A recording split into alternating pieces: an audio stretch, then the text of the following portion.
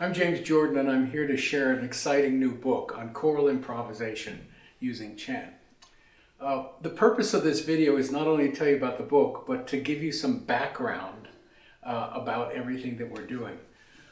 Most importantly, my life has been spent in pedagogy, and I think this book is the final step in this long pedagogical journey, starting with Ed Gordon in 1979. So let me give you a little background. So most of my life in terms of teaching has been based on music learning theory. So the books that I've published, especially Into the Choral Rehearsal, details the applications of music learning theory and audiation to the choral rehearsal. So that being said, one of the slow burns in finding a solution to the teaching in a choral rehearsal is how do you teach skill and also prepare for performances. One of the great things that has been accomplished by the instrumental people in music learning theory is the aspect of improvisation. One of the keys to learning theory is what Ed Gordon would always say is that you learn tonic and dominant patterns and some subdominant patterns. And by learning those, you can make inferences to others, which is essentially how we learn how to sight read. But the bigger issue is how do you expand the musicianship and how do you expand what students are doing beyond that? And the answer is improvisation. Jazzers know this, musicians know this, but choral people have not been doing this. So let me tell you how I kind of stumbled into all of this. The first, with this new book on choral improvisation, I think everybody has to have, and I'm going to hold this up, this Discovering Chant book. This was the first opening door for me. So basically, in that book, I describe how you can teach your choir to do Gregorian chant. Basically, it observes learning theory in that you learn by ear and not by eye, and then there's a tremendous sense of musicianship that's built up in the choir. I remember when I first stumbled on this with my colleague James Whitbourne, we went to Oxford and he said, well, your choir is going to have to read Gregorian chant.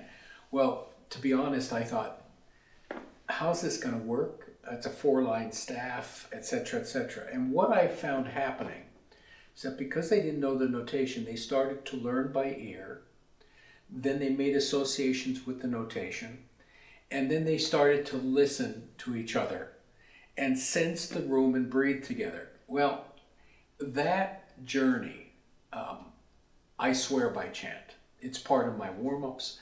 So I don't think there's any better way to develop musicianship. In the Discovering Chant book, there are literal musicianship rules in that book that are suggested to teachers, which will make your ensembles incredibly more musical. For example, when a note descends down an interval, do not apply any weight.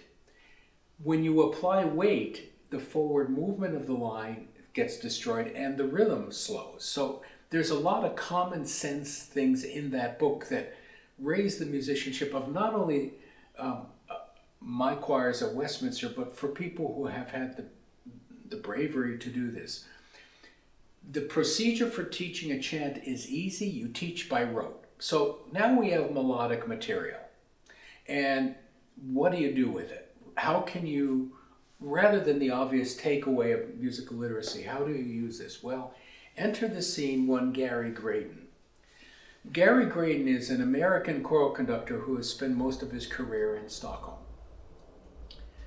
Gary is the person that I first became aware of choral improvisation. He came to a visit to Westminster, and with symphonic choir, he did a choral improvisation based upon Gregorian chant. Well, that was before the Discovering Chant book. So after the Discovering Chant book, I thought that the final step for learning theory is getting a choir to improvise. But just think, you can get them to improvise, and then you can use those improvisations to open a concert. By the way, this can be used with church choirs. It doesn't matter their ability level. Everybody can do this, and that's my new thing. So the next thing that happened, and I thank GIA, I had my choir at Oxford and I invited Gary, and I said to Gary, I want to do a video of every technique you use to teach improvisation. So as part of this book, this video is available on the Virtual Classroom website. It is probably the best investment you will ever make. It's a master teacher teaching a choir in so many different ways improvisation. Then what I did was I took the material in that video and started to work with it. Number one, I detailed all of the teaching techniques that Gary uses on the video, so you don't even have to take notes. They're all in the book. Second of all, I wanted to show how this works in performance. So I've recorded on several CDs these improvisations. In fact, one of them is detailed with a chart with all the techniques. There are other vocal techniques you can teach your choir. One is called voweling, where you slowly move between vowels that changes the color of a static chord. It's remarkable. Let me tell you about the human takeaway.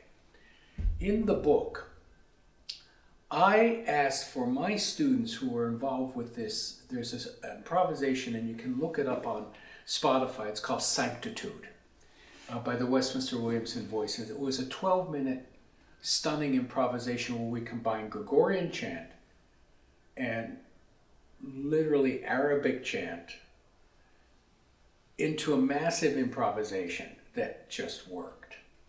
So one of the things that I think is the takeaway of all of this is you can plot out, you don't have to use Gregorian chant, by the way. In the book, I quote Alice Parker. Alice Parker talked about improvisation using folk tunes. And in her book, The Anatomy of Melody, she lists all the American folk tunes which are canonable, if that's a word.